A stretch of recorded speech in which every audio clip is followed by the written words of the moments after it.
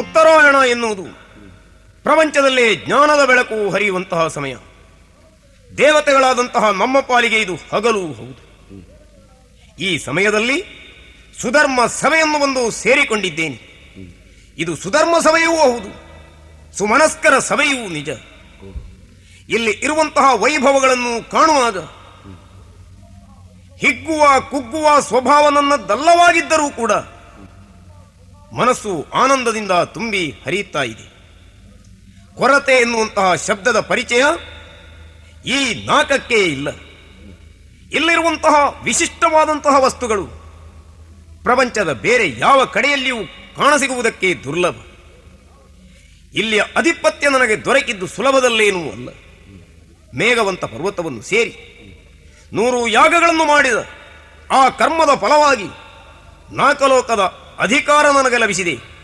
ಶತಮಕನೆನ್ನುವಂತಹ ಬಿರುದಿಗೂ ನಾನು ಪಾತ್ರನಾಗಿದ್ದೇನೆ. ಮಾತ್ರವೇ ಅಲ್ಲ, ಇಂದು ನಾನು ಪಾಕಶಾಸನನೂ ಹೌದು. ಹಾಗೆಂದು ಈ ಸ್ವರ್ಗದಲ್ಲಿರುವಂತಹ ವಿಶಿಷ್ಟವಾದಂತಹ ವಸ್ತುಗಳು ಸ್ವರ್ಗಲೋಕದಲ್ಲಿರುವ ದೇವತೆಗಳ ಉಪಭೋಗಕ್ಕೆ ಸೀಮಿತವಾದದ್ದಲ್ಲ.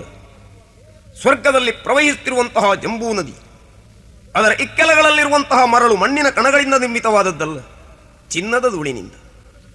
ಇಲ್ಲಿ ರಾಶಿ ಚಿನ್ನ ಬಿದ್ದುಕೊಂಡಿದೆ ಎನ್ನುವ ದೃಷ್ಟಿಯಿಂದ ಯಾವನೋ ಒಬ್ಬ ದೇವತೆ ಇಲ್ಲಿಯ ಜಾಂಬೂನವನ್ನೆಲ್ಲ ಬಾಚಿ ಸೌಧವನ್ನು ನಿರ್ಮಿಸಿಕೊಂಡ ಎನ್ನುವಂತಹ ಕಥೆಯೂ ಕೂಡ ಇಲ್ಲ. ಕಾಮಧೇನುವಿನ ಮಧುರವಾದಂತಹ ಕ್ಷೀರವನ್ನು ಕುಡಿದಂತಹ ವ್ಯಕ್ತಿಯ ಮನಸ್ಸಿನ ಕಾಮನೆಗಳು ಈಡೇರುತ್ತದೆ. ಹಾಗೆಂದು ಸ್ವರ್ಗದಲ್ಲಿದ್ದಂತಹ ಒಬ್ಬನೇ ಒಬ್ಬ ದೇವತೆಯಾದರೂ ಕೂಡ ಅದನ್ನು ಉಪಯೋಗಿಸಿಕೊಂಡ ಈ ಕಥೆಯೂ ಬೆಳೆದು ಬಂದದ್ದಿಲ್ಲ. ಇದರ ಅರ್ಥ ಏನು? ಸ್ವರ್ಗದಲ್ಲಿರುವಂತಹ ವಸ್ತುಗಳು ಕರ್ಮಕ್ಷೇತ್ರದಲ್ಲಿ ಹುಟ್ಟಿದವರು ಮಾಡಿದಂತಹ ಕರ್ಮದ ಫಲವನ್ನು ಅನುಭವಿಸುವುದಕ್ಕಾಗಿ ಸೀಮಿತವಾದದ್ದು. ಇದು ಶತಸಿದ್ಧವಾದಂತಹ ಮಾತು. ಹಾಗಿದ್ರೆ ತಮ್ಮ ಕರ್ಮದ ಮುಖೇನವಾಗಿ ಸ್ವರ್ಗವನ್ನೇರಿದಂತಹ ಪುಣ್ಯಜೀವಿಗಳಿಗೆ ಆನಂದವನ್ನು ತಂದುಕೊಡುವಂತಹ ಕಾರ್ಯಕ್ರಮವನ್ನು ಇಂದು ನಾನು ನಡೆಸಬೇಡುವೆ.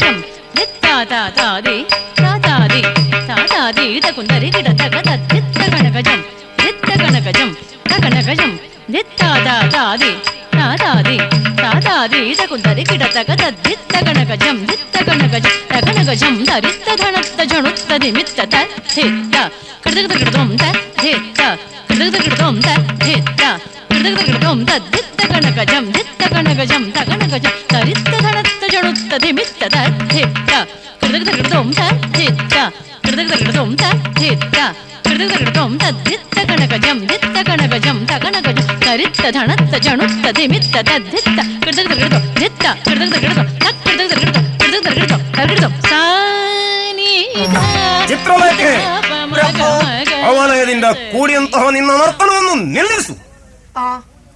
ನೀನು ನರ್ತಿಸು ಎಂಬುದಾಗಿ ನಾನು ಕಣ್ಣ ಸಂಜ್ಞೆಯಿಂದ ಆಜ್ಞಾಪಿಸಿದೊಡನೆ ನರ್ತಿಸುವುದಕ್ಕೆ ನೀನು ಪ್ರಾರಂಭಿಸಿದ್ದೀಯ.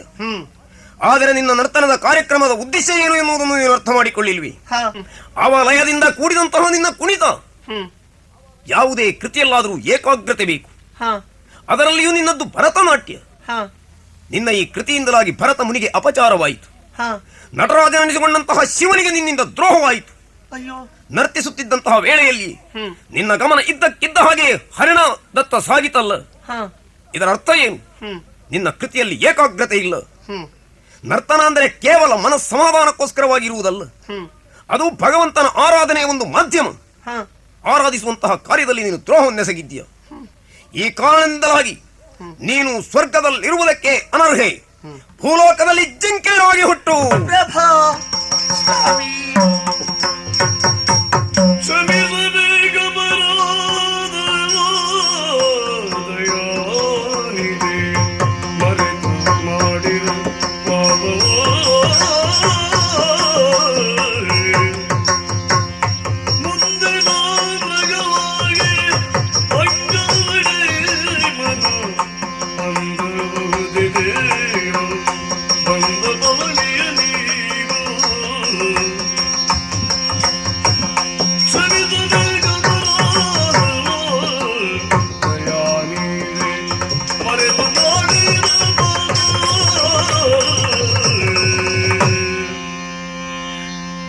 ದೇವೇಶ, ತಮ್ಮ ಪದಾರವಿಂದಗಳಿಗೆ ಮತ್ತೊಮ್ಮೆ ಪ್ರಣಾಮಗಳು ದೊರೆಯೇ.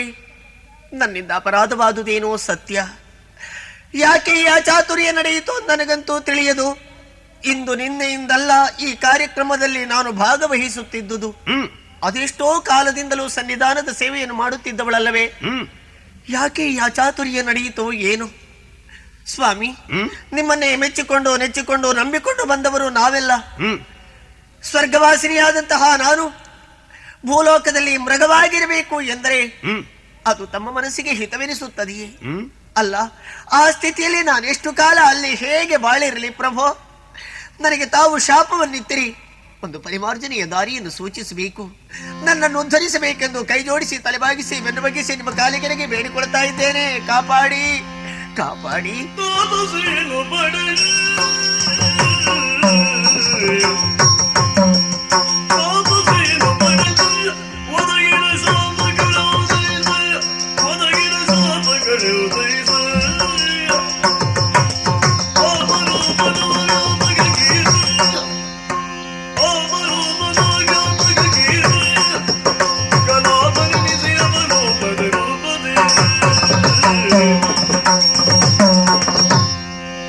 ಚಿತ್ರಲೇಖೆ, ಸ್ವಾಮಿ ಶೋಕಿಸಬೇಡ. ಅನುದ್ದೇಶವಾಗಿ ನಿನ್ನನ್ನು ನಾನು ಶಪಿಸಿದೆ ಎಂಬುದಾಗಿ ತಪ್ಪಾಗಿ ಭಾವಿಸಬೇಡ. ದೇವಲೋಕ ವಾಸಿಗಳಾದಂತಹ ನಾವು ಮಾಡುವ ಪ್ರತಿಯೊಂದು ಕೃತಿಯಲ್ಲಿಯೂ ಕೂಡ ಜಗತ್ತಿನ ಹಿತ ಅಡಗಿರುತ್ತದೆ ಎನ್ನುವುದನ್ನು ನೆನಪಿನಲ್ಲಿಡು. ಆದ್ದರಿಂದಲೇ ಜಗಕ್ಕೆ ಹಿತವನ್ನು ಶಕ್ರ ಎಂಬುದಾಗಿ ಪ್ರಪಂಚ ನನ್ನನ್ನು ಗುರುತಿಸಿಕೊಂಡಿದೆ. ಇದರಿಂದ ಮುಂದೆ ಘನವಾದಂತಹ ಕಾರ್ಯವು ಒಂದು ಸಾಧಿಸಲ್ಪಡುವುದಕ್ಕಿದೆ. ನನ್ನ ಶಾಪದ ವಚನದಂತೆ ನೀನು ಭೂಲೋಕದಲ್ಲಿ ಮೃಗವಾಗಿ ಹುಟ್ಟಲೇಬೇಕು. ಆ ಬಳಿಕ ಮೃಗ ಸಂತತಿಯನ್ನು ಬೆಳೆಸುವಲ್ಲಿ ನೀನು ಸಹಾಯಕಳಾಗುವುದೇನೂ ಅಲ್ಲ. ಮತ್ತೆ ನಿನ್ನ ಉದರದಲ್ಲಿ ತಪಸ್ವಿಯೊಬ್ಬ ಹುಟ್ಟಿ ಬರ್ತಾನೆ. ಅಪರೂಪದವನೂ ಹೌದು, ಅಪೂರ್ವದವನೂ ಹೌದು. ವಿಶಿಷ್ಟವಾದಂತಹ ವ್ಯಕ್ತಿತ್ವವುಳ್ಳ ಆ ತಪಸ್ವಿಯ ಜನನಕ್ಕೆ ಕಾರಣೀಭೂತಳು ನೀನಾದ ಬಳಿಕ ಶಾಪ ವಿಮೋಚನೆಯನ್ನು ಹೊಂದಿ ಸ್ವರ್ಗವನ್ನು ಸೇರುವೆಯಂತೆ ಹೋಗು. ಧನ್ಯೋಸ್ಮಿ ಧನ್ಯೋಸ್ಮಿ.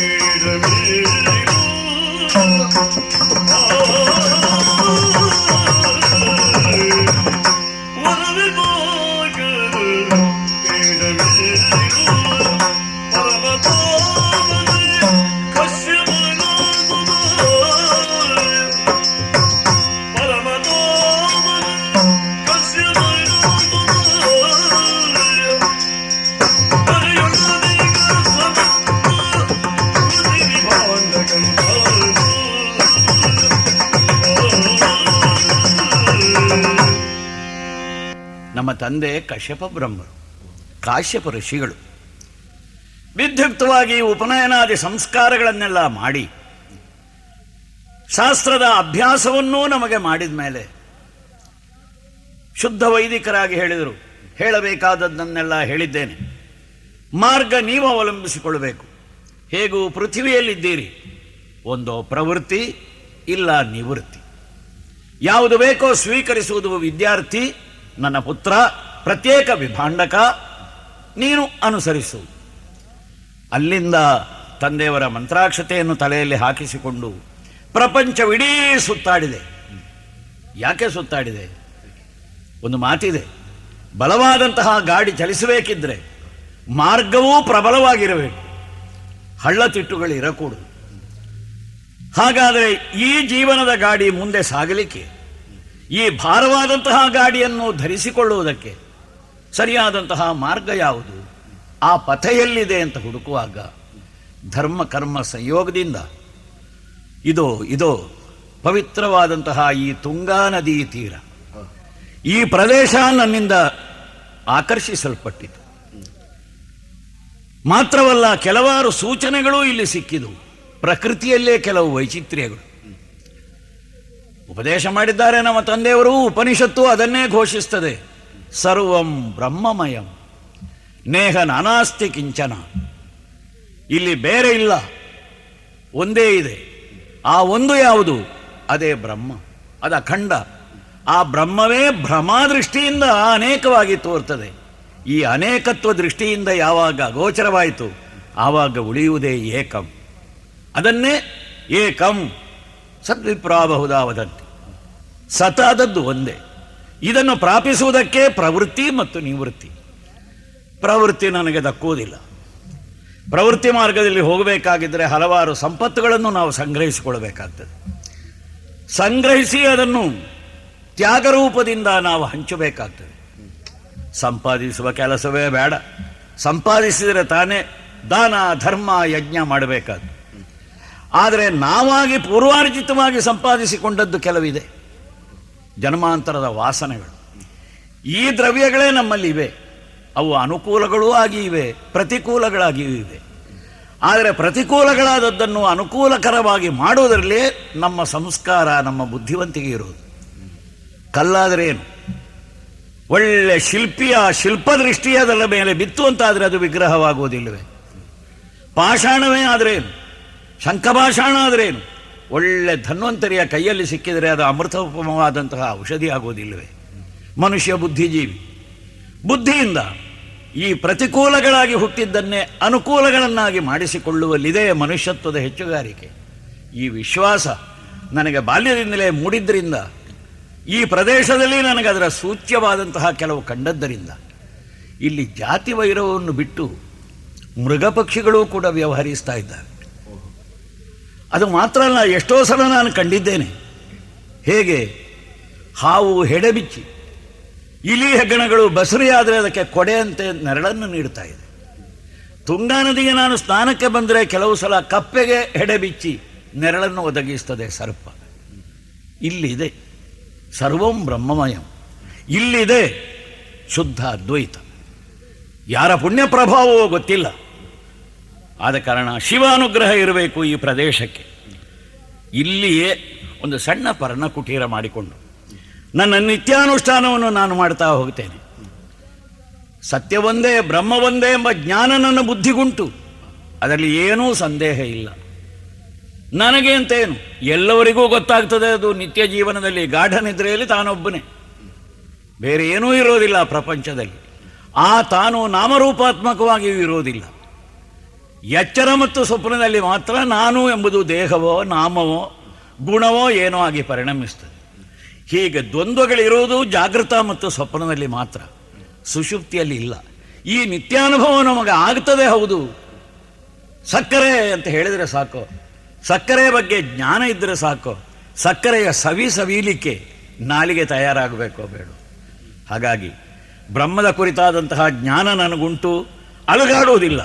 ಆದರೆ ಅದನ್ನು ಅನುಭವಿಸುವ, ಅಂದರೆ ಆ ಶುದ್ಧ ಸಮಾಧಿಗೆ ಏರುವ, ಅಹಂ ಬ್ರಹ್ಮಾಸ್ಮಿ ಅಂತ ಹೇಳದೇ ಇದ್ದಂತಹ ಕೇವಲ ನಿಶ್ಶಬ್ದವಾದ ಸ್ಥಿತಿಗೆ ಮುಟ್ಟಬೇಕು.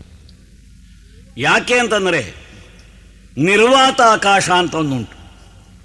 ಶಬ್ದಾಕಾಶದಿಂದ ನಾವೆಲ್ಲ ಹುಟ್ಟಿಕೊಳ್ಳೋದು, ಅಲ್ಲಿಯವರೆಗೆ ಸಗುಣ. ಹಾಗಾದರೆ ಆ ನಿರ್ವಾತವಾದಂತಹ ಆಕಾಶದಲ್ಲಿ ಅಲ್ಲಿ ಪ್ರಾಣಿ ಹುಟ್ಟಿಕೊಳ್ಳುವುದೂ ಇಲ್ಲ, ಪ್ರಾಣಿ ಬೆಳೆಯುವುದೂ ಇಲ್ಲ, ಸಾಯುವುದೂ ಇಲ್ಲ. ಇದನ್ನೇ ಕೈವಲ್ಯ ಕೇವಲ ಅಂತ ಹೇಳಿ ಅಲ್ಲಿಗೆ ಏರುವುದು ಬಹಳ ಕಷ್ಟ. ಅದಕ್ಕಾಗಿ ಏನು ಮಾಡಬೇಕು? ಮನಸ್ಸನ್ನು ನಿತ್ಯ ತೊಳೆಯಬೇಕು, ಮೈಯನ್ನು ತೊಳೆಯಬೇಕು. ಕೆಲವರು ಹೇಳೋದುಂಟು, ಮನಸ್ಸು ಶುದ್ಧ ಇದ್ರಾಯಿತು, ಸ್ನಾನ ಯಾಕೆ, ಸಂಧ್ಯಾವಂದನೆ ಯಾಕೆ? ಅದವರಿಗೆ ಅರ್ಥ ಗೊತ್ತಿಲ್ಲದೆ ಹೇಳೋದು. ಮೈಯನ್ನು ನಿತ್ಯ 3 ಸಲ ತೊಳೆದರೂ ಮನಸ್ಸು ಶುದ್ಧವಾಗೋದಿಲ್ಲ. ಅಂಗಳಕ್ಕೆ ನಿತ್ಯ ಶುದ್ಧ ಜಲವನ್ನು ಹಾಕಿ ಶುಚೀಕರಣ ಮಾಡಿದರೂ ಕೂಡ ಆ ಅಂಗಳ ದಾಟಿ ಜಗಲಿಗೆ ಹೋಗುವಾಗ ಮತ್ತು ಆ ಜಗಲಿಯಲ್ಲಿಯೂ ಮಣ್ಣು ತುಂಬುತ್ತದೆ.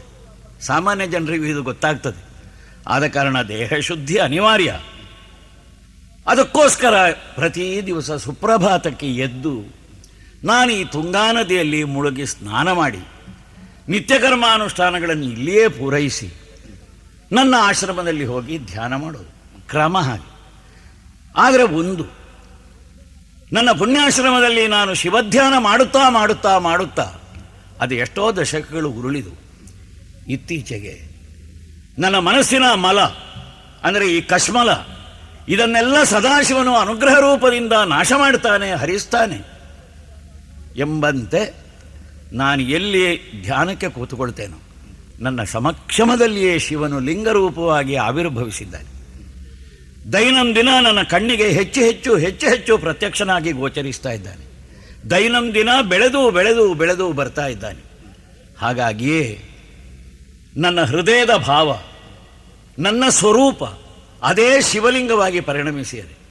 ನಾನು ಕೆಲವು ಶಿಷ್ಯರಿಗೆ ಹೇಳೋದುಂಟು, ಏನು, ನೀವು ನಿಮ್ಮ ಎದುರು ಒಂದು ದೊಡ್ಡ ನಿಲುಗನ್ನಡಿ ಇಟ್ಟುಕೊಳ್ಳಿ, ಅಲ್ಲಿ ಏನು ಬೀಳ್ತದೆ, ನಿಮ್ಮ ಪ್ರತಿರೂಪವೇ ಬೀಳ್ತದೆ. ಅದನ್ನೇ ನೋಡಿ ಧ್ಯಾನ ಮಾಡಿ ತಪ್ಪೊಪ್ಪುಗಳನ್ನು ತಿದ್ದಿಕೊಳ್ಳಿ. ಹಾಗಾಗಿ ದೇವರ ಆರಾಧನೆಗೆ ಯಾವುದೇ ಒಂದು ಮೂರ್ತಿ, ಪ್ರತಿಮೆ ಅಂತ ಕಲ್ಪಿಸಿಕೊಳ್ಳಬೇಡಿ. ಈ ಎಲ್ಲ ಪ್ರತಿಮೆಗೂ ನಮ್ಮ ಶಾಸ್ತ್ರದಲ್ಲಿ ಪ್ರತಿಬಿಂಬ ಅಥವಾ ಬಿಂಬ ಅಂತ ಹೆಸರು. ವಿಗ್ರಹ ಪ್ರತಿಷ್ಠೆಗೆ ಬಿಂಬ ಪ್ರತಿಷ್ಠೆ ಅಂತಲೇ ಹೆಸರು. ನಿಮ್ಮ ಬಿಂಬವೇ ಅದು. ಹಾಗೆ ಹೇಳೋದುಂಟು. ನನಗದು ಅನುಭವಕ್ಕೆ ಬಂದದೆ. ಆದ ಕಾರಣ ಸಕಲ ಮಲಹಾರಕನಾದ, ಕಲಿಮಲ ನಿವಾರಕನಾದ ಮಲಹಾರಿ ಅಥವಾ ಮಲಹಾರಕ, ಮಲಹರ, ಹರ ಹರ ಮಹಾದೇವ ಅಂತ ನಾನು ಅಲ್ಲಿ ಧ್ಯಾನ ಮಾಡೋದುಂಟು, ಪೂಜೆ ಮಾಡೋದುಂಟು. ಅದು ಆಮೇಲೆ ಮೊದಲು ಸ್ನಾನ. ಇದಕ್ಕಾಗಿ ಹೀಗೆ ಸಂಚರಿಸುತ್ತಾ ಬಂದಿದ್ದೇನೆ ತುಂಗಾ ತೀರಕ್ಕೆ. ಆದರೂ ಇಲ್ಲಿ ಸ್ನಾನ ಮಾಡಿ ಒಂದು ನಿಮಿಷ ಆ ಮಲಹಾರಕನಾದಂತಹ ಸದಾಶಿವನನ್ನು, ಪರಬ್ರಹ್ಮನನ್ನು ಧ್ಯಾನಿಸ್ತಾ ಇರುವಾಗ ಹೊರಗಿನ ತಂಪಾದ ನೀರಿನಲ್ಲಿ ಮುಳುಗಿ ನನಗೆ ಸ್ಪರ್ಶ ತಂಪಾಗಿ ಗೋಚರಿಸಿದರು. ಈ ಹೊರಗಿನ ತಂಪು ಅದೇನೋ ಒಳಗಿದ್ದಂತಹ ಒಂದು ಜ್ಞಾನಾಗ್ನಿಯನ್ನು ಹೊರಕ್ಕೆ ಚೆಲ್ತದೋ ಚೆಲ್ತದೋ ಚೆಲ್ತದೋ ಚೆಲ್ತದೋ ಎಂಬ ಒಂದು ಸಂದೇಹ ಮೂಡ್ತಾ ಉಂಟು. ಒಮ್ಮೊಮ್ಮೆ ಮೈ ಬಿಸಿ ಆಗ್ತದೆ, ಒಮ್ಮೊಮ್ಮೆ ಮೈ ಬಿಸಿ ಆಗ್ತದಲ್ಲ, ಕಣ್ಣು ಬಿಟ್ಟಾವಾಗ ಸಮೀಪದಲ್ಲಿ ಜಲದಲ್ಲಿ ಸಂಚರಿಸುತ್ತಿರುವ ಮೀನುಗಳೆಲ್ಲ ಚಡಪಡಿಸ್ತವೆ. ಯಾಕೆ ಹೀಗಂತದೋ ಗೊತ್ತಿಲ್ಲ. ಇತ್ತಿತ್ತ ನನ್ನ ತಪಸ್ಸಿನಿಂದ, ನನ್ನ ಧ್ಯಾನದಿಂದ ಪ್ರಾಣಿಗಳಿಗೆ ಹಿಂಸೆಯಾಗ್ತದೆಯೋ ಅಥವಾ ನನ್ನಲ್ಲಿದ್ದಂತಹ ಪ್ರಾಣಿ ಸಹಜವಾದಂತಹ ದೌರ್ಬಲ್ಯಗಳೆಲ್ಲ ನನ್ನ ದೇಹದಲ್ಲಿ ಹಿಂಸೆಯನ್ನು ಕೊಂಡು ಹೊರಕ್ಕೆ ಬೀಳ್ತಾವೋ, ಹೀಗೆ ದೇವರು ತೋರಿಸ್ತಾನೋ ಅಂತ ಅರ್ಥವಾಗೋದಿಲ್ಲ. ಏನಾದರೂ ಸರಿ, ನಾನು ಹಿಡಿದ ಹಾದಿಯಿಂದ ಹಿಂತೆಗೆಯುವ ಕ್ರಮ ಇಲ್ಲ. ಹಾಗಾಗಿ ನಿತ್ಯ ಸ್ನಾನಕ್ಕೆ ಬರ್ತೇನೆ, ಸ್ನಾನ ಮಾಡಿ ಸರಿ ಧ್ಯಾನಕ್ಕೆ ಕೂತುಕೊಳ್ತೇನೆ. ಇದಕ್ಕಾಗಿ ಉದ್ಯಮಿಸ್ತೇನೆ. ಶಿರದಲ್ಲಿ ಹುಟ್ಟಿತು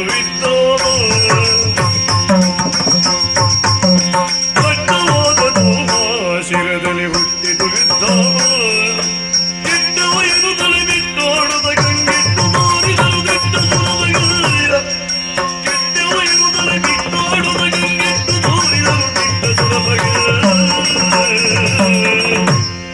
ಅಮಮ ಅಮಮ, ಏನಿದು? ಸ್ವರ್ಗಲೋಕದಲ್ಲಿ ಕೋಲಾಹಲ ಎದ್ದಿದೆ.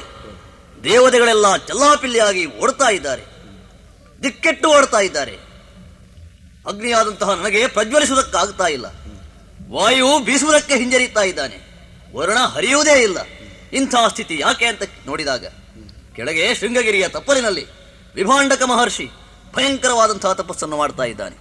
ಅವನ ತಪೋಜ್ವಾಲೆಯಿಂದ ಊರ್ಧ್ವಮುಖವಾಗಿ ಧೂಮವೆದ್ದು ದೇವಲೋಕವನ್ನು ತತ್ತರ ನಡಗಿಸ್ತಾ ಇದೆ.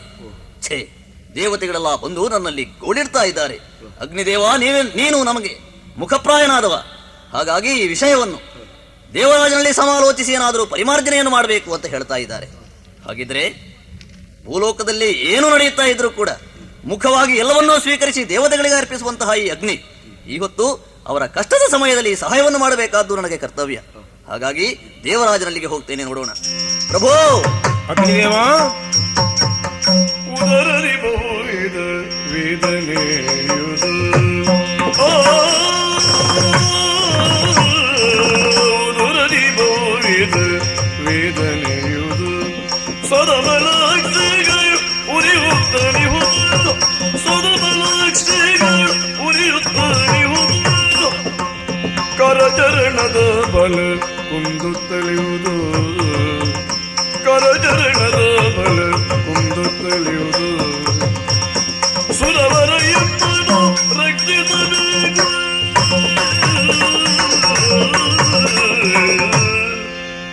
ಮಹೇಂದ್ರ, ವೈಶ್ವಾನರ, ಸದಾ ಸುಖ ಶಾಂತಿ ನೆಮ್ಮದಿಗಳಿಂದ ಕೂಡಿರತಕ್ಕಂತಹ ಈ ಸ್ವರ್ಗಲೋಕ ಈ ಹೊತ್ತು ಕಂಗೆಟ್ಟು ಹೋಗಿದೆ ಸ್ವಾಮಿ.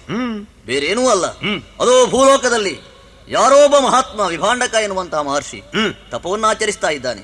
ಅದರ ಪರಿಣಾಮವಾಗಿ ನಮ್ಮ ನಾಗಲೋಕದಲ್ಲಿ ಹೊಗೆ ಏಳುತ್ತಾ ಇದೆ ಸ್ವಾಮಿ. ಅಗ್ನಿಯಾದಂತಹ ನಾನು ನಿಮ್ಮೆಲ್ಲರ ಮಧ್ಯೆ ಇದ್ದು ಸುಡುವವ. ಆದರೆ ನನ್ನ ಆ ತಾಪಕ್ಕಿಂತಲೂ ಹೆಚ್ಚಾದಂತಹ ತಾಪ ಆ ಮುನಿಯ ತಪಸ್ಸಿನಲ್ಲಿದೆ. ಇದರಿಂದಾಗಿ ದೇವತೆಗಳೆಲ್ಲ ಕಂಗೆಟ್ಟು ಹೋಗಿದ್ದಾರೆ. ಒಡನಲ್ಲಿ ಉರಿ ಏಳುತ್ತಾ ಇದೆ. ಕೈ ಮೈಗಳ ಬಲ ಸಾಕಾಗುತ್ತಾ ಇಲ್ಲ, ಕುಂದುತ್ತಾ ಇದೆ. ಸ್ವಾಮಿ, ಹೀಗೇಕೆ ಆಗ್ತದೆ ಅಂತ ಗೊತ್ತಿಲ್ಲ. ಇದರ ಪರಿಹಾರೋಪಾಯವನ್ನು ಕಂಡುಹುಡುಕದೇ ಇದ್ರೆ ದೇವಲೋಕಕ್ಕೆ ಆತಂಕ ಕಟ್ಟಿಟ್ಟದ್ದು. ಹಾಗಾಗಿ ಏನಾದರೂ ಇದಕ್ಕೆ ಪರಿಮಾರ್ಜನೆಯನ್ನು ಮಾಡಬೇಕು. ನಿಮಗೆಲ್ಲ ಆಗುತ್ತಿರುವಂತಹ ಈ ಸಂಕಟ ದೇವಲೋಕ ವಾಸಿಯಾದಂತಹ ನನಗೆ ಆಗದೇ ಇದ್ದೀತಿ. ಆಗಲೇಬೇಕು. ನನ್ನ ಗಮನಕ್ಕೂ ಇದು ಮೊದಲೇ ಬಂದಿದೆ. ಆದ್ದರಿಂದಲೇ ಈ ವಿಷಯಕ್ಕೆ ಏನು ಮಾಡಬೇಕು, ಏನು ಮಾಡಬಹುದು ಎಂಬುದಾಗಿ ನಾನು ನನ್ನಲ್ಲೇ ಆಲೋಚಿಸುತ್ತಿದ್ದಂತಹ ವೇಳೆಯಲ್ಲಿ ಏನು ನೀನು ಬಂದು ತಿಳಿಸಿದ್ದೀಯ. ಹೌದು. ಆಗಲಿ, ಇದಕ್ಕೆ ಪರಿಹಾರ ಏನು ನಾನು ಆಲೋಚಿಸ್ತೇನೆ. ತುರ್ತಾದ ಕಾರ್ಯಾಚರಣೆ ಆಗಬೇಕು. ಉರ್ವಶಿ, ಪ್ರಭೋ, ಕಮನೀಯ ಕರಗಳ ಸುಮನ ಸಾಗಿ ಬಾಲ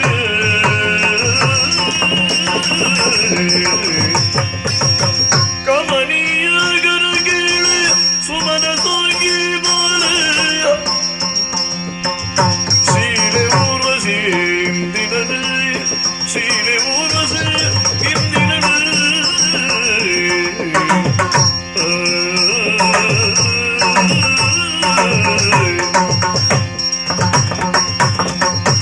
ಸಾಗಿ ಭೂಲೋಕಗೆ ವರ ವಿಭಾಂಡಕ ಮುನಿಯ ಸಾಗಿ ಭೂಲೋಕಗೆ ವರ ವಿಭಾಂಡಕ ಮುನಿಯ ಮನವಗೆಲ್ಲರೂ ಬೇಕು ನೀನು ಮುನಿಯ ಮನವಗೆಲ್ಲರೂ ಬೇಕು ನೀನು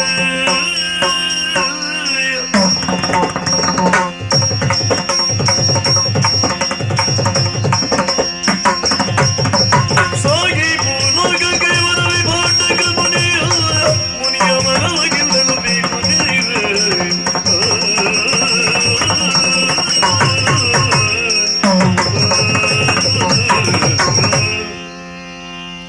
ಉರ್ವಶಿ, ದೇವೇಶ, ಸ್ವರ್ಗದಲ್ಲಿ ನಡೆದಂತಹ ವಿದ್ಯಮಾನಗಳು ನಿನ್ನ ಗಮನಕ್ಕೂ ಬಂದಿರಬಹುದು ಅಂತ ನಾನು ಭಾವಿಸ್ತೇನೆ. ಸರಿ. ಎಲ್ಲೆಡೆಯಲ್ಲಿಯೂ ಕೂಡ ಆಂದೋಲನ, ಎಲ್ಲೆಡೆಯಲ್ಲಿಯೂ ಕೂಡ ಹಾಹಾಕಾರ. ಶರೀರದಲ್ಲಿ ಪ್ರಧಾನವಾದಂತಹ ಅಂಗ ಶಿರಸ್ಸು. ತಲೆಗೆ ವೇದನೆ ಉಂಟಾದರೆ ಇಡೀ ದೇಹಕ್ಕೆ ಆ ವೇದನೆ ಯಾವ ರೀತಿಯಾಗಿ ಪಸರಿಸ್ತದೋ ಅದೇ ರೀತಿಯಾಗಿ ಪ್ರಪಂಚ ಎನ್ನುವಂತಹ ದೇಹದಲ್ಲಿ ಶಿರಸ್ಸಿನ ಭಾಗದಲ್ಲಿರುವಂತಹ ದೇವಲೋಕದಲ್ಲಿ ಏನಾದರೂ ಆಂದೋಲನ ಉಂಟಾಯಿತು ಅಂತಾದ್ರೆ ಇಡೀ ಪ್ರಪಂಚದಲ್ಲಿ ಅದು ವ್ಯಾಪಿಸುವುದಿಲ್ವೇ ಹೇಳು? ಹೌದು. ಹಾಗಿದ್ರೆ ಆಗದ ಹಾಗೆ ನೋಡಿಕೊಳ್ಬೇಕಾದಂತಹ ಹೊಣೆಗಾರಿಕೆ ನಮ್ಮದ್ದು.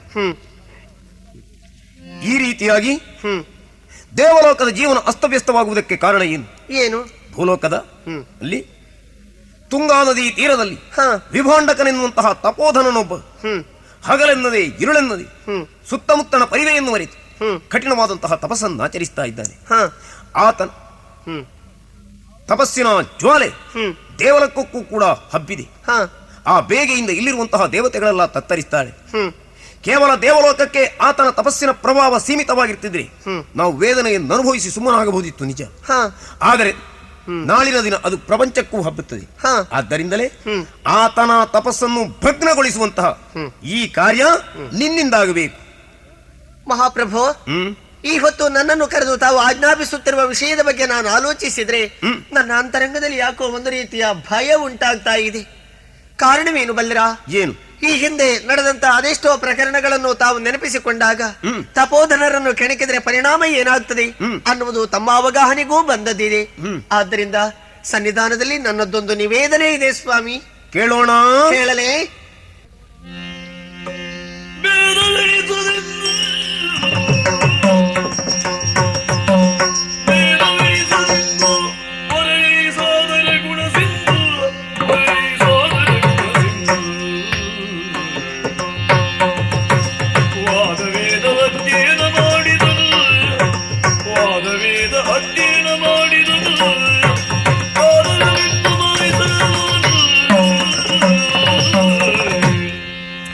ಪ್ರಭು, ಊರ್ವಶಿ, ತಮ್ಮ ಯಾವ ಸೂಚನೆ ಸಲಹೆಯನ್ನು ಕೂಡ ಇದುವರೆಗೆ ನಾನು ವಿರೋಧಿಸಿದವಳಲ್ಲ, ಅಲ್ಲ, ಮುಂದೆಯೂ ವಿರೋಧಿಸುವವಳಲ್ಲ.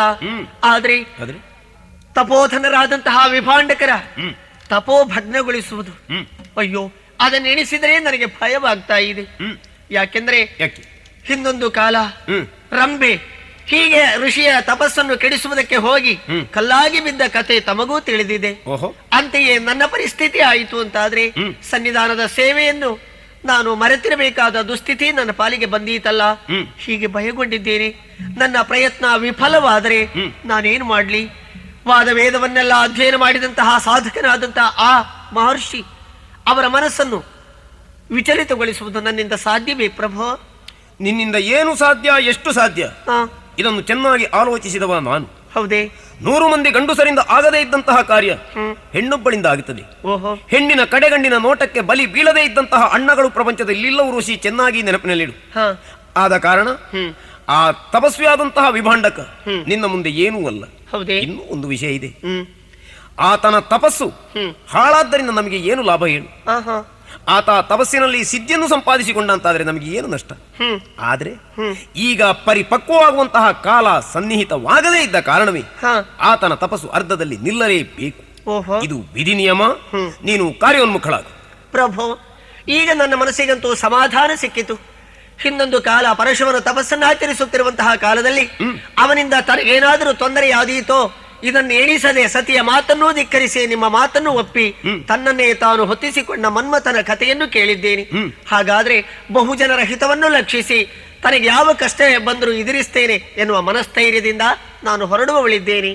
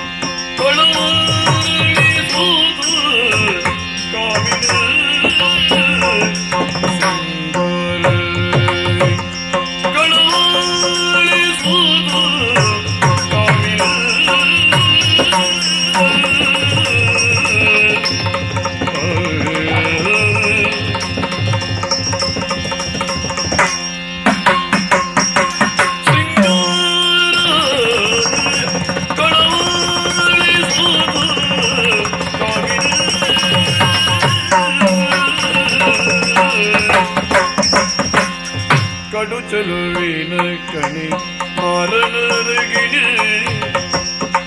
ಕಡು ಚಲುವಿನ ಕಣಿ ಮಾರನರಗಿಣಿ, ಮಾರನ ಅರಗಿಣಿ ಪೂರ್ವ ಸೇವಿನ ಜನತ್ರಯ ಶ್ರೀಯಂತಿನ, ಕಡು ಚಲುವಿನ ಕಣಿ ಮಾರನರಗಿಣಿ ಪೂರ್ವ ಸೇವಿನ ಜನತ್ರಯ ಶ್ರೀಯಂತಿನ.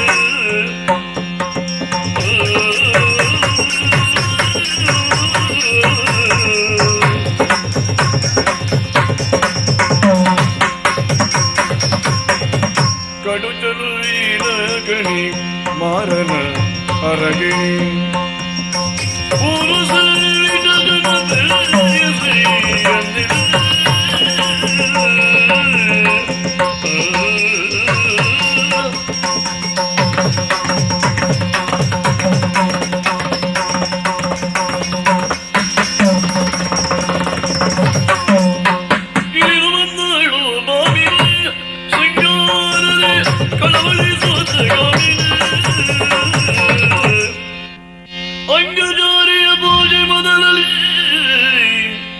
ಅಂಗಜಾರಿಯ ಪೂಜೆ ಮೊದಲಲ್ಲಿ ತುಂಗೆಯಳುರು ಸಿಮಿಯಲಿನುತ್ತಲೇ ತುಂಗೆಯಳುರು ಸಿಮಿಯಲಿನುತ್ತಲೇ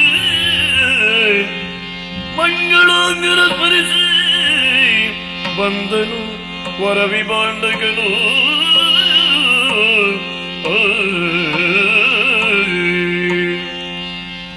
ಅದೆಷ್ಟು ಜನ್ಮಗಳು ಹಿಂದಾದುವೋ ಯಾರಿಗೊತ್ತು. ಯಾಕೆ ಅಂದರೆ ಕೆಲವಾರು ವರ್ಷಗಳಾದವು ನಿಷ್ಠಾವಂತನಾಗಿ ನಾನು ತಪೋಜೀವನವನ್ನು ಸಾಗಿಸುತ್ತ ಮಿಂದರೆ ಮೈ ಕೊಳೆ ಹೋಗ್ತದೆ. ಧ್ಯಾನ ಮಾಡಿದರೆ ಮನಸ್ಸಿನ ಅಜ್ಞಾನ ತೊಲಗುತ್ತದೆ. ಧ್ಯಾನ ಬಿಟ್ಟಾವಾಗ ಪುನಃ ಮಳೆಗಾಲದ ಮೋಡದ ಹಾಗೆ ಒಂದೇ ಸವನೆ ಮುಸುಕುತ್ತಾ ಇದೆ. ಎಂದಿಗೆ ಶಿವನನ್ನು ಕಂಡೇನೋ ಗೊತ್ತಿಲ್ಲ. ಆದರೆ ಹತಾಶನಲ್ಲ ನಾನು. ಪ್ರಯತ್ನ ಮಾಡಬೇಕು. ಹಿಂದಾದ ಜನ್ಮಗಳ ವಾಸನೆ ಎಲ್ಲ ತೊಳೆಯಲ್ಪಡಬೇಕು, ಕಳೆಯಲ್ಪಡಬೇಕು. ಆದ ಕಾರಣ ಈ ಹಠಯೋಗಿಯಾಗಿ ಎಂದಿನಂತೆ ಇಂದೂ ಕೂಡ ಅರುಣೋದಯಕ್ಕೆ ಎದ್ದವನು ತುಂಗಾ ಸ್ನಾನಕ್ಕೆ ಮುಂದಾಗಿದ್ದೇನೆ. ಎಷ್ಟು ಪ್ರಶಾಂತವಾದಂತಹ ವಾತಾವರಣ ಇದೆ. ಹೌದು, ಮತ್ತೊಂದಿದೆ. ಈಗೀಗ ನನಗೆ ತೋರ್ತದೆ, ಗಂಗೆಯಲ್ಲಿ ಮುಳುಗಿದರೇನು, ತುಂಗೆಯಲ್ಲಿ ಮುಳುಗಿದರೇನು. ಮುಳುಗಿದವರೆಲ್ಲ ಕೈವಲ್ಯವನ್ನು ಸಾಧಿಸ್ತಾರೆ ಅಂತಾದರೆ ಈ ತುಂಗೆಯಲ್ಲಿ ನಿತ್ಯ ಸಹಸ್ರಾರು ಥರದ ಮತ್ಸ್ಯಗಳನ್ನು ನಾನು ಗುರುತಿಸ್ತಾ ಇರ್ತೇನೆ. ಅವುಗಳು ಕೈವಲ್ಯಕ್ಕೆ ಅಧಿಕಾರವನ್ನುಳ್ಳ ಜೀವಿಗಳು ಅಂತ ಒಪ್ಪಿಕೊಳ್ಳಬೇಡವೆ? ಹಾಗೂ ಒಮ್ಮೊಮ್ಮೆ ತೋರ್ತದೆ. ಅಲ್ಲ, ಇದು ಬೇಕು ಶಿಷ್ಟಾಚಾರಕ್ಕೆ. ಆದ್ದರಿಂದ ಈ ಹೊತ್ತಿನಿಂದ ಒಂದು ಸಂಕಲ್ಪ ಮಾಡಿದ್ದೇನೆ. ಹೇಗೆ? ಸ್ನಾನವನ್ನು ಕೇವಲ ಮೈ ಶುದ್ಧಿಗೆ ಮಾತ್ರ ಉಪಯೋಗಿಸಿಕೊಳ್ಳೋದು. ಅದಕ್ಕೆ ಮಂತ್ರ ಗಿಂತರ ತಂತ್ರ ಎಲ್ಲ ಏನಿಲ್ಲ. ಯಾವಾಗಲೂ ಹೇಳೋದುಂಟು, ಗಂಗೆ ಚ ಯಮುನೆ ಚೈವ ಗೋದಾವರಿ ಸರಸ್ವತಿ ನರ್ಮದೆ ಸಿಂಧು ಕಾವೇರಿ ಜಲಸ್ಮಿನ್ ಸನ್ನಿಧಿಂ ಕುರು. ಇದನ್ನೆಲ್ಲ ತೀರ್ಥಗಳನ್ನಾಗಿಸಿ ಮುಳುಗಿಸುವ ಸ್ನಾನದ ದೀರ್ಘತೆಯನ್ನು ಕುಂಠಿತಗೊಳಿಸಬೇಕು. ಯಾರೋ ಮೊದಲು ಹೇಳಿದ್ದಾರಂತೆ, ಸ್ನಾನ ಕಡಿಮೆ ಆದಷ್ಟು ಜಪ ಉದ್ದಾಗಿದ್ರೆ ಒಳ್ಳೆಯದು ಅಂತ. ಈ ಸ್ನಾನವೇ ಉದ್ದಾಗಿಬಿಟ್ರೆ ಜಪ ಕಡಿಮೆ ಆಗ್ತದೆ. ಇದು ಯಾವನೇ ಹೇಳಿರಲಿ, ಅರ್ಥವತ್ತಾಗಿ ನಾನು ಅದನ್ನು ಗ್ರಹಿಸ್ತೇನೆ. ಆದ ಕಾರಣ ಬೇಗ ಒಂದು 3 ಸಲ ಮುಳುಗಿ ಆಮೇಲೆ ಮಡಿ ಹಚ್ಚಿ ಧ್ಯಾನಕ್ಕೆ ನಾನು ನನ್ನ ಆಶ್ರಮಕ್ಕೆ ಹೋಗ್ತೇನೆ. ಹೀಗೆ ಅವಸರ ಏನಿದು ದರಗಿಳಿದು ಬಂದಿರೋ ಸಿರಿದೇಗೆಯೋ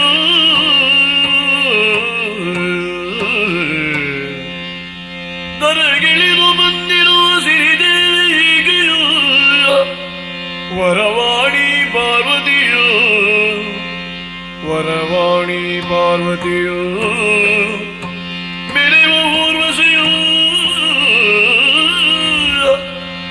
ಸುರುಚಿರಾನನೆಯವಳ ತನು ಸೊಬಗ ಈಕ್ಷಿಸಯ್ಯ ಸುರುಚಿರಾನನೆಯವಳು ತನು ಸೊಬಗ ಈಕ್ಷಿಸಯ್ಯ ಮನ ಬಯಸುತ್ತಿಯುದೀಗಲು ಈಕ್ಷಿಸ ಮನ ಬಯಸುತ್ತಿಯುದೀಗಲು ದರಗಿಳಿದು ಬಂದಿರು ಸಿರಿದೇವಿಗೆಯೂ. ಹೌದು, ಮಾಯೆ ಮಾಯೆ ಮಾಯೆ ಅಂದರೆ ಏನು? ಮಾಯೆ ತ್ರಿಕಾಲಾಬಾಧಿತವಾದಂತಹ ಸತ್ಯ ಅಂತ ನಾವು ಅಂಗೀಕರಿಸಿದರೆ ಬ್ರಹ್ಮವನ್ನು ಒಪ್ಪಿಕೊಳ್ಳೋದು ಹೇಗೆ? ತ್ರಿಕಾಲಾಬಾಧಿತವಾದಂತಹ ಸತ್ಯವೇ ಪರಬ್ರಹ್ಮ ಅಂತಂದರೆ ಮಾಯೆಗೆ ಅಸ್ತಿತ್ವ ಎಲ್ಲಿ? ಹಾಗಾಗಿ ಬರೇ ಮಾಯಾವಾದಿಗಳಿಗೆ ಬ್ರಹ್ಮದ ಪರಿಚಯ ಸಿಕ್ಕೋದಿಲ್ಲ. ಬ್ರಹ್ಮವಾದಿಗಳು ಹೇಳುವ ಮಾಯೆಗೆ ಅರ್ಥ ಇದೆ ಅಂತ ಈಗ ನನಗೆ ಸ್ಪಷ್ಟ ಆಯಿತು. ಮಾಯೆ ಅಂದರೆ ಏನು?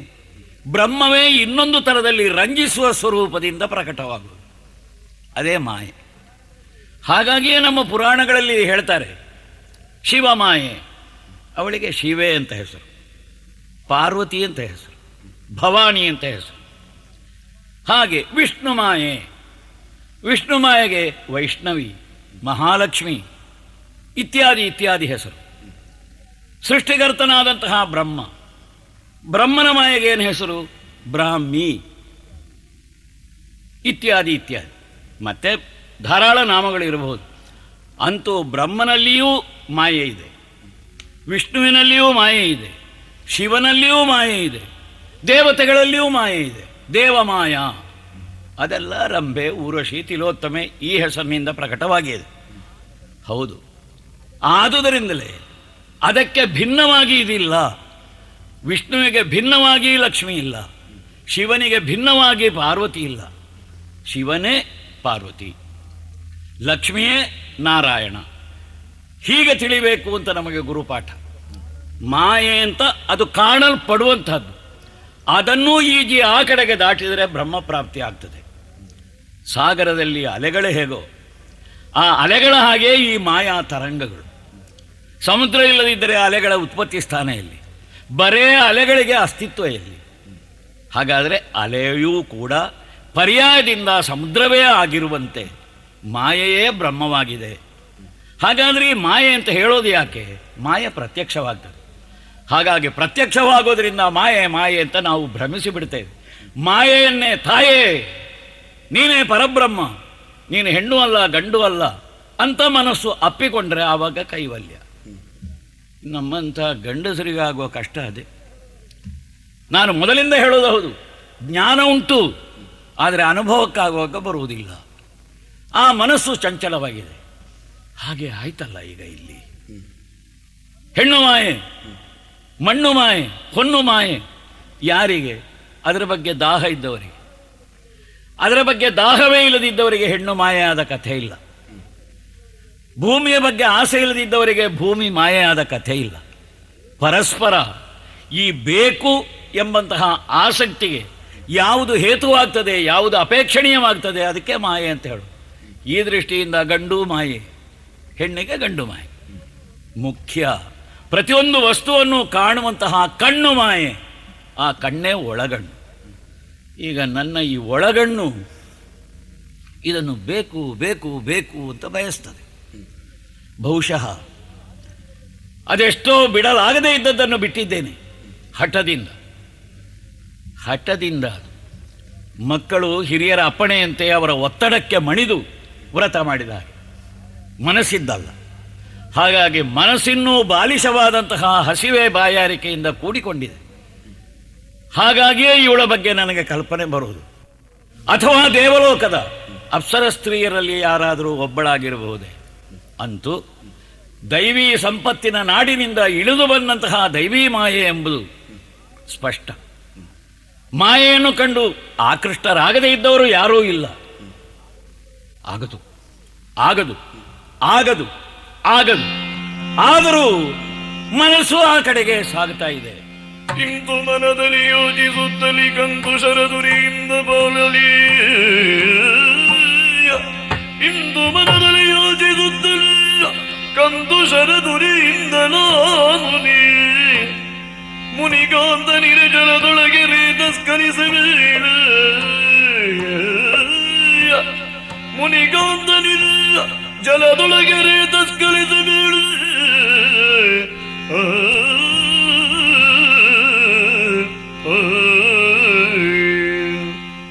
ಶಿವನೇ ಹೌದು, ಶಿವದೇವರೂ ಹೇಳಿದರಂತೆ ಹಾಗೆ. ಒಮ್ಮೆ ಅವರು ಸ್ಥಾಣವಾಗಿ ಸಮಾಧಿ ಸ್ಥಿತಿಯಲ್ಲಿ ಕೂತಿದ್ರು. ದೇವತೆಗಳ ಕಾರ್ಯಕ್ಕೆ ಬೇಕಾಗಿ ತಪೋಭಂಗ ಮಾಡಬೇಕಾಯಿತು ಮನ್ಮಥನೇನೋ ಸುಟ್ಟು ಬೂದಿಯಾಗಿ ಹೋದ. ಆದರೆ ಸೂಕ್ಷ್ಮ ಮನ್ಮಥ ಶಿವದೇವರ ಮನಸ್ಸಿನಲ್ಲಿ ಆವಿರ್ಭವಿಸಿದ ಶಿವದೇವರು ಎದ್ದು ನೋಡುವಾಗ ತಪಸ್ವಿನಿಯಾದಂತಹ ಪಾರ್ವತಿಯನ್ನು ಕಂಡು ಶಿವದೇವರು ಹೇಳಿದ ಮಾತಿದು, ಅಯ್ಯೋ ನನ್ನ ದೇಹ ಹುಚ್ಚು ಕಟ್ಟುವುದಿಲ್ಲ ಇವಳನ್ನು ನೋಡಿ, ನನ್ನ ಬುದ್ಧಿಯೂ ಭ್ರಮಿಸುವುದಿಲ್ಲ ಇವಳನ್ನು ನೋಡಿ. ಇಲ್ಲಿ ವಿಶೇಷ ಏನು ಅಂತಂದರೆ, ಭಾಷಾಶಾಸ್ತ್ರ ಪ್ರಕಾರ ನಪುಂಸಕಲಿಂಗವೆನಿಸಿದಂತಹ ಮನಸ್ಸು ಹುಚ್ಚು ಕಟ್ಟುವುದು ವಿಶೇಷ ಅಂತ. ಮನಃಶಬ್ದ ನಪುಂಸಕ ಅಂತೆ ಭಾಷಾಶಾಸ್ತ್ರದಲ್ಲಿ. ಹಾಗಾದರೆ ನಪುಂಸಕತ್ವವನ್ನುಳ್ಳಂತಹ ಮನಸ್ಸು ಇವಳನ್ನು ಕಂಡು ಭ್ರಮಿಸ್ತದೆ ಅಂತಾದರೆ ಇದು ಅಸಹನೀಯ. ಮಾತ್ರವಲ್ಲ, ಇದನ್ನು ನಿರೋಧಿಸುವುದು ಅಂತಂದರೆ ಮಾನಸಿಕ ಸಂಕಷ್ಟ, ಪರ್ಯಾಯದಿಂದ ಮನೋರೋಗ ಬಂದಿತು. ಹಾಗಾಗಿ ಮನಸ್ಸೊಪ್ಪದ ಯಾವ ನಿಗ್ರಹ ಇದೆ ಅದು ಶರೀರಕ್ಕೂ ಹಾಳು, ಬುದ್ಧಿಗೂ ಹಾಳು. ಹಾಗಾಗಿ ಹಠದಿಂದ ನಾನೀಗ ನಿರೋಧಿಸುವುದು ನನ್ನನ್ನು. ಮನಸ್ಸು ಹಾಳು, ಬುದ್ಧಿಯೂ ಹಾಳಾದ ಮೇಲೆ ಆ ಮನೋಬುದ್ಧಿಯಿಂದ ಪ್ರಯೋಜನ ಏನು? ಹಾಗಾದರೆ ಬಲಾತ್ಕಾರದ ನಿರೋಧವನ್ನು ನಾನು ತಾಳಿಕೊಳ್ಳುವುದಕ್ಕೆ ಕಷ್ಟಸಾಧ್ಯನಾದದ್ರಿಂದ ಕೇವಲ ಮಾನಸಿಕವಾಗಿ ಇವಳಲ್ಲಿ ಲೀನನಾಗುವ ಆ ಸ್ವಪ್ನಾವಸ್ಥೆಯೇ ಒಳ್ಳೆಯದು. ಅಖಂಡ ಬ್ರಹ್ಮಚರ್ಯ ಅಂತ ಒಂದು ಶಬ್ದ ಇದೆ. ಆದರೆ ಅಖಂಡ ಬ್ರಹ್ಮಚಾರಿ ಯಾರು ಅಂತ ಕೇಳಿದರೆ ನಾನು ಅಂತ ಒಬ್ಬರೂ ಹೇಳೋದಿಲ್ಲ. ಮಹಾಪುರುಷರು ಹೇಳಿದ್ದಾರೆ, ಎಚ್ಚರದಲ್ಲಿ ಎಲ್ಲರೂ ಹೌದು ನಾವು. ಅದರ ಅರ್ಥ ಏನು? ಕೆಲವೊಮ್ಮೆ ಸ್ವಪ್ನದಲ್ಲಿ ಆದರೂ ಸಂಪರ್ಕ ಬಂದಿರಬಹುದು ಎಂಬುದು ಗ್ರಾಹ್ಯ. ಆಗಲಿ, ಮನಸ್ಸಿನಲ್ಲೇ ಇವಳೊಂದಿಗೆ ಕ್ರೀಡಿಸ್ತೇನೆ. ಕುಡಿ ಕುಡಿಯುತ್ತಲೋ ಹರಿಣವು ಬರುತ್ತಲಿ ಮಾಡದೆ ಜಲವನ್ನು ಕುಡಿಯಲು. ಕುಡಿ ಕುಡಿಯುತ್ತಲೋ ಹರಿಣವು ಬರುತ್ತಲಿ ಮಾಡದೆ ಜಲವನ್ನು ಕುಡಿಯಲು. ಮಾಡದೆ ಜಲವನ್ನು ಕುಡಿಯಲು. ಮುನಿಯ ವೀರ್ಯವು ಉದರವ ಸೇರಲು. ಮುನಿಯ ವೀರ್ಯವು ಉದರವ ಸೇರಲು. ಗೂಢವಾಗುವುದು ತಿಳಿಯು. ತಾಪಸಿಯ ಪಡೆಯುತ್ತಲಿ ಹರಿಣು.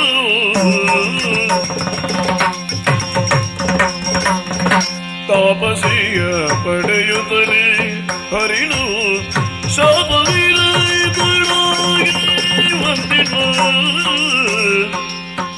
ನಾಗವನು ಸೇರಿದಳು ಚಿತ್ರಲಗಿಯನು.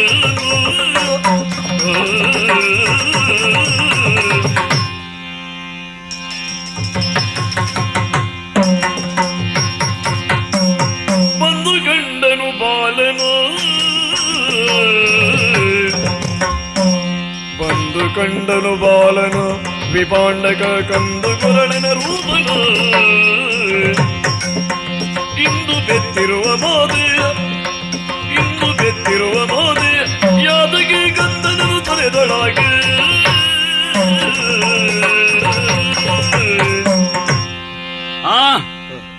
ಅಂದಾದದ್ದನ್ನು ಮರೆಯುವುದಕ್ಕೆ ನಾನು ನಿತ್ಯ ಪ್ರಯತ್ನ ಪಡ್ತಾ ಇದ್ದೇನೆ. ಅದಕ್ಕಾಗಿ ಅಂದಿನಿಂದ ನಾನು ಸ್ನಾನ ಎಲ್ಲಿ ಮಾಡ್ತಾ ಇದ್ದನೋ ಆ ಸ್ನಾನದ ಘಟ್ಟವನ್ನೇ ಬದಲಾಯಿಸಿದ್ದೇನೆ. ಅಲ್ಲಿಗೆ ಹೋದವಾಗ ಆ ನೆನಪು ಪುನಃ ಮರುಕಳಿಸಿತು ಅಂತ. ಎಲ್ಲ ಇದೇನು? ಏನು ಮುದ್ದು ಮುದ್ದಾದಂತಹ ಮೈ, ಮಾತ್ರವಲ್ಲ ಏನು ಓಜಸ್ಸು. ಅಲ್ಲ, ಆ ಚಂದ್ರಮೌಳೀಶ್ವರನೇ ಶಿಶುರೂಪದಿಂದ ಬಂದು ಇಲ್ಲಿ ಮಲಗಿದನೆ. ಆದರೆ ಒಂದಿದೆ, ಅವನು ಮೃಗಧರ. ಈ ಮಗು ಹಾಗಲ್ಲ. ಮತ್ತೆ ಮೃಗ ಅಂತಂದ್ರೆ ಜಿಂಕೆ ಅಂತ ಅರ್ಥ. ಜಿಂಕೆಯನ್ನು ಧರಿಸಿದವ ಚಂದ್ರ, ಚಂದ್ರನನ್ನು ಧರಿಸಿದವ ಶಿವ, ಚಂದ್ರಚೂಡ. ಈ ಮಗುವಿನಲ್ಲಿ ಮೃಗಧರತ್ವ ಇಲ್ಲದೇ ಇದ್ದರು, ಮೃಗಧರತ್ವ ಇಲ್ಲದೇ ಇದ್ದರು. ಮೃಗಧರನಾದಂತಹ ಚಂದ್ರನ ಕಾಂತಿ, ಮೃಗಧರನಾದಂತಹ ಸದಾಶಿವನದ್ದಾದಂತಹ ತೇಜಸ್ಸು ಮೈಗೂಡಿ ಬಂದು ಮೃಗ ಸಂಬಂಧಿಯಾದಂತಹ ಒಂದು ಕೋಡು ನೆತ್ತಿಯಲ್ಲಿ ಕಾಣಿಸ್ತಾ ಇದೆ. ಇದೊಂದು ವಿಚಿತ್ರ. ಆದ ಕಾರಣ ಮಗುವನ್ನು ಕಂಡಾಗ ಮನಸ್ಸು ಆ ಕಡೆಗೆ ಎಳೆಯುತ್ತದೆ, ಮಗುವಲ್ಲವೇ ಅಂತ ಅಪ್ಪಿಕೊಳ್ಳೋಣ. ಆ ಹಿಂದಿನ ದಿನ ನನ್ನನ್ನು ಭಯಪಡಿಸ್ತಾ ಇದೆ. ಆವತ್ತು ಹೀಗೆ. ಆದರೆ ಅದರಿಂದ ನಾನಿನ್ನೂ ಪರಿಶುದ್ಧಿಯನ್ನು ಪಡೆಯಲಿಲ್ಲ. ಆಗಾಗ ಶುದ್ಧಕ್ಕೆ ಬೇಕಾಗಿ ಪ್ರಾಯಶ್ಚಿತ್ತವನ್ನು ಮಾಡ್ತಾ ಇದ್ದೇನೆ. ಅವಳಲ್ಲಿ 1 ನಿಮಿಷದ ಸಂಬಂಧ. ಈ ಅನಾಥವಾದಂತಹ ಶಿಶುವನ್ನು ನಾನು ಯಾರು ಏನು ಅಂತ ಕೇಳಿ ಪ್ರೀತಿಯಿಂದ ಲಾಲಸೆಯಿಂದ ಅಪ್ಪಿಕೊಂಡ್ರೆ, ಕೊನೆಗೆ ಅದೇ ನನಗೆ ಅಪ್ಪಿಕೊಂಡ್ರೆ, ಇದು ರೇಷ್ಮೆ ಹುಳ ತನ್ನ ಭದ್ರತೆಗೆ ಬಲೆಯನ್ನು ಹೆಣೆದು ಗೂಡು ಭದ್ರವಾದವಾಗ ಅದರ ಒಳಗೆ ಸಿಕ್ಕಿಬಿದ್ದು ಸುಡಲ್ಪಟ್ಟರೂ ಕೂಡ ಹೊರಗೆ ಬಾರದೇ ಇದ್ದಂತಹ ಸ್ಥಿತಿ ಆಗುವಂತೆ ಆಗಬಾರ್ದಲ್ಲ. ಆದ ಕಾರಣ ಯಾರೋ ಹಡೆದರು, ಯಾರಿಗಾಗಿಯೋ ಮಗು ಬದುಕುತ್ತದೆ. ಇದರ ಕೂಗನ್ನು ಕೇಳಿಕೊಂಡು ನಾನು ಹೋಗಿ ಈ ಗಡ್ಡ ಬಿಟ್ಟ ಋಷಿ ಸರ್ವಸಂಗ ಪರಿತ್ಯಾಗಿ ಯಾಕೆ ತಲೆ ಬಿಸಿ ಮಾಡಿಕೊಳ್ಳಬೇಕು? ಯಾಕೆ? ಯಾರ ಮಗು ಏನೋ? ಮಹರ್ಷಿ ರಸಿದಲಗಲಾಲಿಸಿನುತೋ ರಸಿದಲಗಲಾಲಿಸಿನುತೋ ಅಂಬರಲಿ ಅನಲದ ಬೀಳದ ನೀತು ಅಂಬರಲಿ ಅನಲದ ಬೀಳದ ನೀತು ಸುತ ನಿನಗೆ ಸಹಜವಾಗಿ ಸುತ ನಿನಗೆ ಸಹಜವಾಗಿ ಪೊರೆಯ ನೀಮತೆಯುದದ ಬೇಡವಾಗಿ ತಪೋಧನ ವಿಭಾಂಡಕ ಶರೀರವಾಣಿ ಕಳವಳಿಸಬೇಡ. ಇದು ನಾನು ಅಗ್ನಿ ಮಾತಾಡ್ತಾ ಇದ್ದೇನೆ. ಅಗ್ನಿ? ಹೌದು. ಅನಾಥವಾದಂತಹ ಶಿಶು ಅಂತ ಹೇಳಿ ಹಾ. ಗೊಂದಲಕ್ಕೀಡಾಗಿದ್ದ. ಹಾ. ಇದು ಬೇರೆ ಯಾರೂ ಅಲ್ಲ, ಹಾ. ನಿನ್ನದೇ ಶಿಶು. ನನ್ನದು? ಹೌದು. ಅನತಿ ಕಾಲದ ಹಿಂದೆ ಹ, ಆ ನದಿಯಲ್ಲಿ ಸ್ನಾನವನ್ನು ಮಾಡ್ತಾ ಇರತಕ್ಕಂತಹ ಸಂದರ್ಭದಲ್ಲಿ ಹ, ಊರ್ವಶಿಯನ್ನು ನೋಡಿ ಹಾ. ಅನ್ಯಮನಸ್ಕನಾಗಿ ಹೋದಿಯಲ್ಲ, ಹ. ವೀರ್ಯಸ್ಕರಣವಾದಂತಹ ಅನುಭವ ಆಗಿದೆಯಲ್ಲ ಅನ್ನಗೆ. ಹೌದು ಹೌದು ಹೌದು. ಆ ರೇತಸ್ಸನ್ನು ಜಿಂಕೆ ಎಂದು ಪಾನ ಮಾಡಿದೆ. ಹಾ. ಆ ಜಿಂಕೆ ಬೇರೆ ಯಾರೂ ಅಲ್ಲ, ಹಾ. ಇಂದ್ರನಿಂದ ಶಾಪಗ್ರಸ್ತಳಾದಂತಹ ಚಿತ್ರರೇಖೆ ಎನ್ನುವಂತಹ ಅಪ್ಸರಸ್ತ್ರೀ. ಓಹೋ. ತಾಪಸಿಯೊಬ್ಬನನ್ನು ಹೊಡೆದಾಗ ಹಾ. ಅವಳಿಗೆ ಶಾಪ ವಿಮೋಚನೆ ಆಗುತ್ತದೆ. ಹಾ. ಹಾಗಾಗಿ ಈಗ ಮೊದಲ ರೂಪದಿಂದ ಹೋಗಿದ್ದಾಳೆ. ಹಾ. ಈ ನಿನ್ನ ಮಗ ಹಾ. ಮುಂದೆ ಬಹಳ ದೊಡ್ಡ ವ್ಯಕ್ತಿಯಾಗುವುದಕ್ಕಿದೆ, ಮಹರ್ಷಿಯಾಗಿ ಮೆರೆಯುವುದಕ್ಕೆ ಸಾಧ್ಯ ಇದೆ. ಹಾಗಾಗಿ ಹಾ. ಇವನಿಗೆ ಜಾತಕರ್ಮಾದಿಗಳನ್ನು ಮಾಡುವುದಕ್ಕೆ ನಿನಗೆ ಹಕ್ಕು ಇದೆ. ಹಾಗಾಗಿ ಇವನನ್ನು ನೀನು ಪರಿಗ್ರಹಿಸಬೇಕು. ಆಗ ವೈದಿಕನಾದಂತಹ ನಾನು ಅಗ್ನಿಯಿಂದ ಉಪದೇಶಿಸಲ್ಪಟ್ಟಂತಹ ಮಾತನ್ನು ಪರಬ್ರಹ್ಮ ವಾಕ್ಯ ಅಂತಲೇ ಅಂಗೀಕರಿಸುತ್ತೇನೆ. ಹೇಗೆ ವಿಚಿತ್ರವಾದ ಕಥೆ! ದೇವೇಂದ್ರನಿಂದ ಶಪಿಸಲ್ಪಟ್ಟವಳಿಗೆ ಶಾಪ ವಿಮೋಚನೆ ಆಗುವುದು ಈ ಭೂಲೋಕದಲ್ಲಿ ಒಬ್ಬ ಋಷಿಕುಮಾರನನ್ನು ಹಡೆದದ್ದರಿಂದ. ಋಷಿಕುಮಾರನನ್ನು ಅವಳು ಹಡಿಬೇಕು, ಪಾಪದ ಫಲದಿಂದ ಜಿಂಕೆಯಾಗಿ ಸಂಚರಿಸಬೇಕು. ಋಷಿಕುಮಾರನಾಗಿ ಹುಟ್ಟಬೇಕಿದ್ದರೆ ಅವತ್ತು ಪಿತೃಸ್ಥಾನದಲ್ಲಿ ಋಷಿಯೇ ಆಗಬೇಕು. ಈ ದೇವ ಮಾಯೆ ಇದಕ್ಕೆ ಅಲ್ಲ. ಎಲ್ಲಿಂದ ತೊಡಗಿ ಎಲ್ಲಿ ಮುಕ್ತಾಯ ಅಂತ ಹೇಳಲಿಕ್ಕೆ ನಮ್ಮಂಥವರಿಗೆ ತಿಳಿಯೋದಿಲ್ಲ. ಏನೇ ಆಗಲಿ ದೇವಕಲ್ಪ ತಾನೆ. ಈ ಮಗುವಿನ ಪಿತೃಸ್ಥಾನ ನನಗೇ ತಾನೆ. ದೈವ ಮಾಯೆ ಅಲ್ಲದೆ ಇದು ಪ್ರಕೃತಿಯಾಗಿ ಆದರೆ ರೇತಸ್ಸನ್ನು ಸ್ವೀಕರಿಸಿದ ಜಿಂಕೆಯನ್ನು ಬಿಡೋಣ. ಸ್ತ್ರೀಯಾದರೂ ಕೂಡ ಗರ್ಭಧಾರಣೆ ಮಾಡೋದು ಹೇಗೆ? ಬಾಯಿಯಿಂದ ನಾವು ಏನು ತೆಕ್ಕೊಳ್ತೇವೋ ಅದು ನಮ್ಮ ಕರುಳಿಗೆ ಸೇರ್ತದೆ. ಕರುಳಿನಲ್ಲಿ ಏನು ಪಿಂಡೋತ್ಪತ್ತಿ ಆಗೋದಿಲ್ಲ. ಇದು ವಿಚಿತ್ರ. ಹಾಗಾದರೆ ಕುಡಿದಂತಹ ಹೆಣ್ಣು ಜಿಂಕೆ ಅದು ಅಪ್ಸರ ಸ್ತ್ರೀ ಆದದ್ದರಿಂದ ಅವಳ ಸಂಕಲ್ಪದಲ್ಲಿ ಗರ್ಭ ಉತ್ಪತ್ತಿಯಾಗಿ ಈ ಪುರುಷ ರೂಪದಿಂದ ಗಂಡು ಮಗುವಾಗಿ ಅಬ್ಬಬ್ಬ ಅಬ್ಬಬ್ಬ ಇವನು ನನ್ನ ಹೆಸರನ್ನು ದಿಗಂತಗಳಿಗೆ ಪಸರಿಸುವವನಾಗುತ್ತಾನೆ ಅಂತ ಅಗ್ನಿವಾಕ್ಯ. ಅಗ್ನಿ ಅಂತಂದರೆ ಜ್ಞಾನದೇವತೆ ಮಾತ್ರವಲ್ಲ, ಅಗ್ನಿ ಶಬ್ದಕ್ಕೆ ಅರ್ಥ ಹಾಗೆ. ಹೇಗೆ?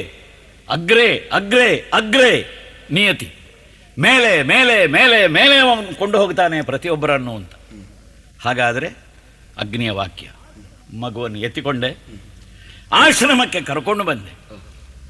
ಇನ್ನೇನು ಗರ್ಭಾಧಾನ ಪುಂಸವನ ಸೀಮಂತ ಮಾಡಬೇಕಾದ ಅಗತ್ಯ ಇಲ್ಲ.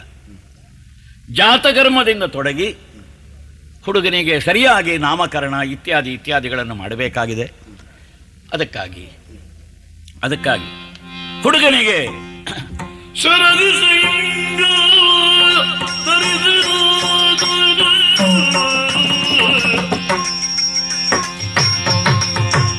ಶರದಿ ಸಿಂಗ ಧರಿಸಿದ ಹೃದಯ ರಸ್ಯ ಸಿಂಗ ಬೆಸರಿಸಿ ಪಾಲಿಸಿದ ತನ್ನೆಗೆ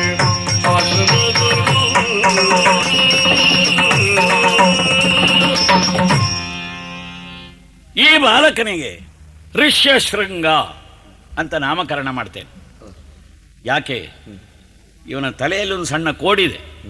ಇದು ಮಾತ್ರವಲ್ಲ, ಸುಪ್ರಸಿದ್ಧವಾದಂತಹ ಶೃಂಗಗಿರಿ ಈ ಪ್ರದೇಶಕ್ಕೊಂದು ತಾಯಿತನವನ್ನು ಕರುಣಿಸಿದೆ. ಋಷ್ಯಶೃಂಗ ನಾಮಕರಣ ಮಾಡಿದೆ.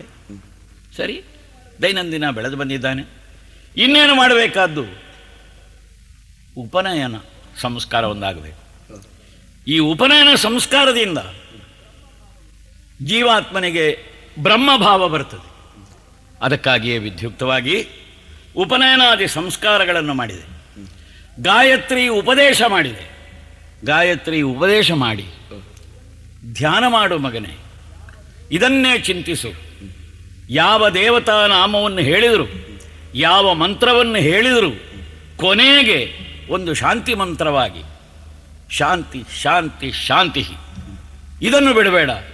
ಮನಃಶಾಂತಿಯಾಗಲಿ, ಲೋಕಶಾಂತಿಯಾಗಲಿ, ಶಾಂತಿ ಎಂಬ ಮಂತ್ರದಲ್ಲಿ ಅಖಂಡವಾದಂತಹ ಬ್ರಹ್ಮ ತುಂಬಿದೆ ಅಂತ ದೂರದಲ್ಲಿ ಅವನಿಗೊಂದು ಪರ್ಣಕುಟೀರವನ್ನು ಮಾಡಿಕೊಟ್ಟು, ತಂದೆಯಂತ ಆಗದಿರು, ಎಚ್ಚರವಿರಲಿ, ಪ್ರಪಂಚದಲ್ಲಿ ಮಾಯೆಗೆ ಸಿಕ್ಕಬೇಡ ಅಂತ ಎಚ್ಚರಿಸಿ ಬಿಟ್ಟಿದ್ದೇನೆ. ಹುಡುಗನ ಭವಿಷ್ಯವನ್ನು ದೂರದಿಂದ ನೋಡ್ತಾ ಇರ್ತೇನೆ.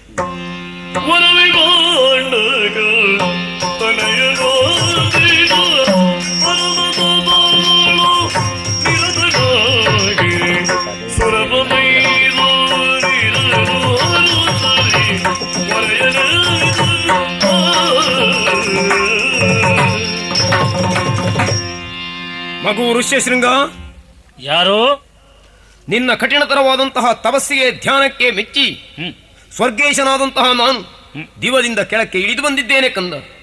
ನಿನ್ನ ಮನಸ್ಸಿನ ಇಚ್ಛೆ ಏನಿದೆ ನನ್ನಲ್ಲಿ ತೋಡಿಕೋ, ನೆರವೇರಿಸಿಕೊಡ್ತೇನೆ. ವೇದ ಪುರುಷನೇ,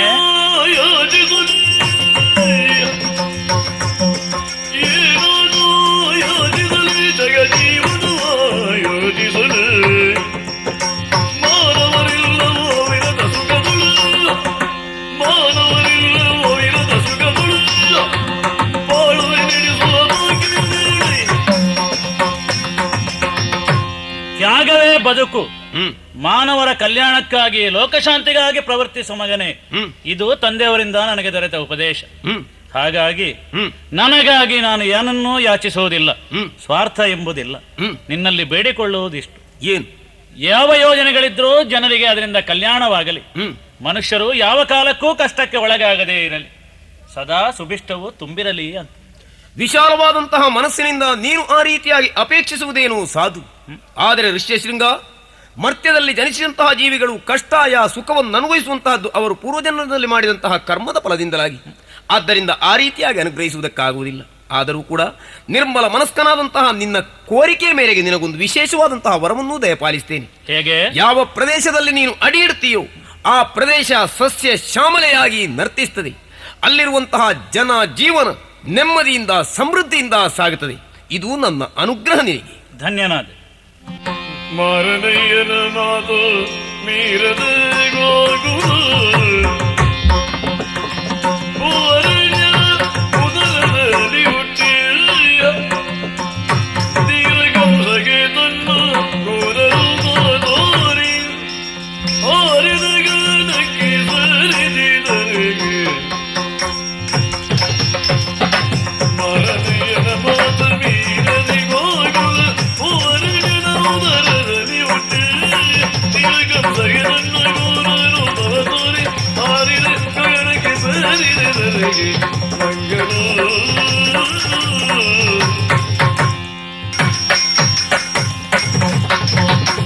ಅಷ್ಟಭುಜಗಳಿಂದ ದೊಡ್ಡ ಸುಮ್ಮನ ಕೊಂದು